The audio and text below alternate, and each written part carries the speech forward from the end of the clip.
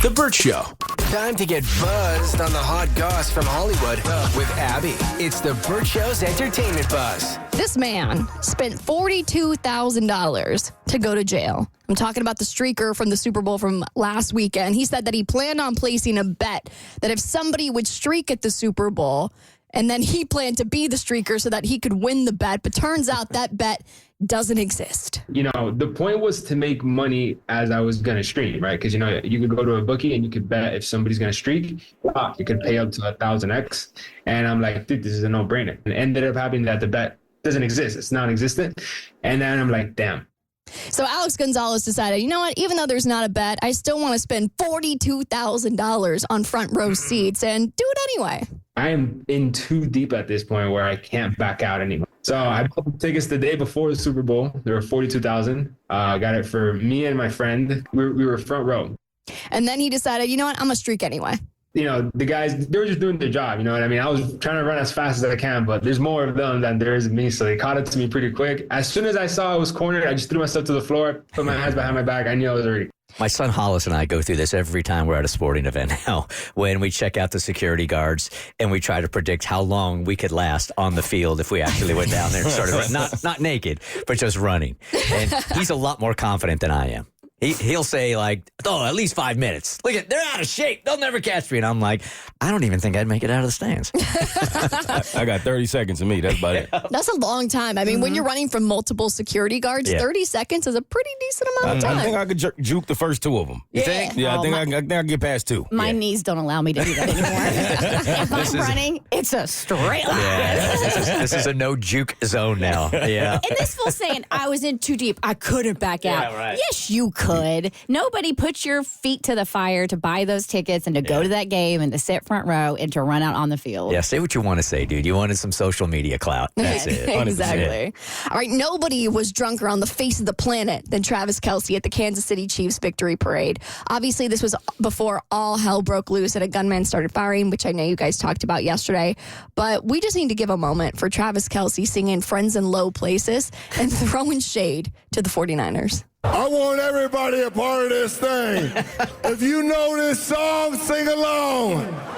Blame it all on my roots. I showed up in boots and ruined the Niners affair.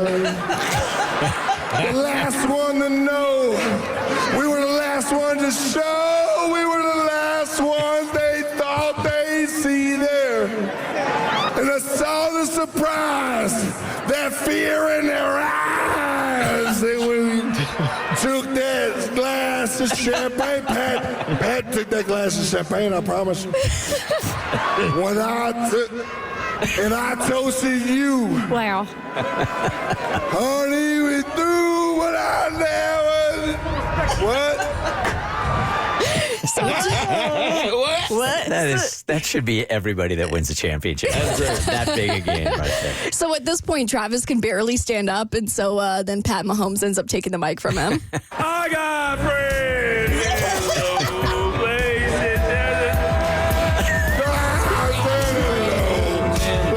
What is going on? It will be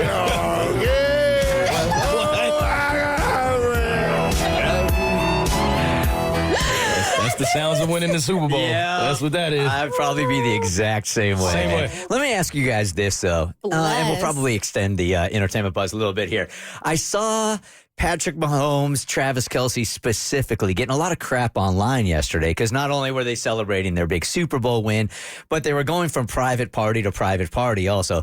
They can make a lot of money that night. I mean, people will pay like $250,000 for them just to show up and drink their booze, walk through the club, and take off, right?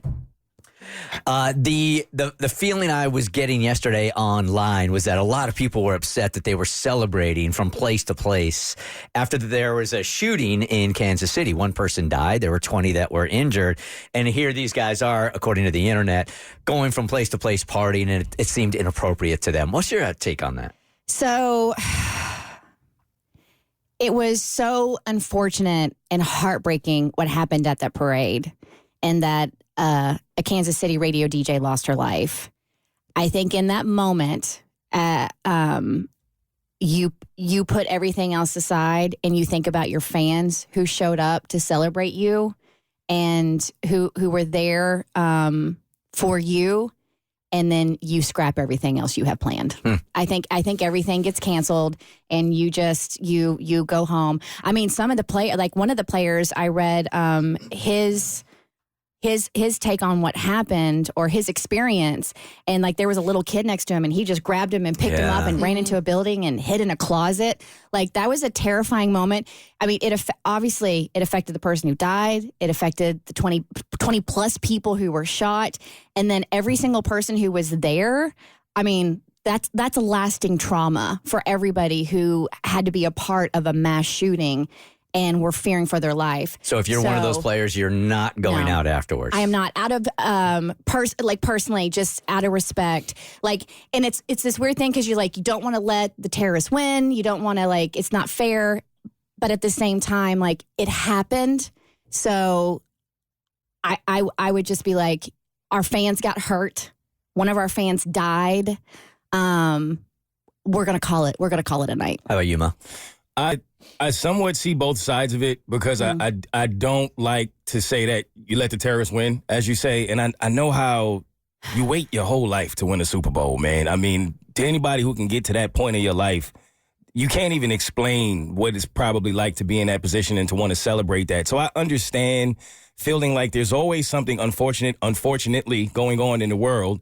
And if you allow it to stop yourself from living and enjoying your accomplishments, you might not celebrate ever. So I understand the people who feel like they would push through. But for me, I wouldn't be able to celebrate after it. So I'd seen a little bit of this chatter on Twitter, and I guess my question is there proof that they were at clubs and parties? Because the one photo that I saw was like them all at a restaurant. They're like, this is the party that everyone's talking about. No, they were partying. They were raging. Oh, for sure, yeah. So I think both things can be true. I think we can be incredibly heartbroken for what happened in Kansas City that day and realize that we live in a country where there's a serious gun problem. But I also hate to see the bad guys win. And I kind of feel like if you let them steal the joyous parts of that day as well, I kind of feel like it's letting them win a little bit. I kind of had the same thoughts that you guys had yesterday as I was chewing on this also. So I'll only repeat what you guys are saying, so I won't. The one observation I did make, though, is I wonder if this happened 20 years ago, if our conversation would be totally different. Now it seems so commonplace. Oh, somebody went into a crowd, sprayed the crowd, and only one person died. You know what? Let's party. 20 years ago, we would have been devastated. But now it's so commonplace. Like you say, it's just one person. Yeah, I wonder too, did they know at that point in time that there had been a fatality and how many people had been shot?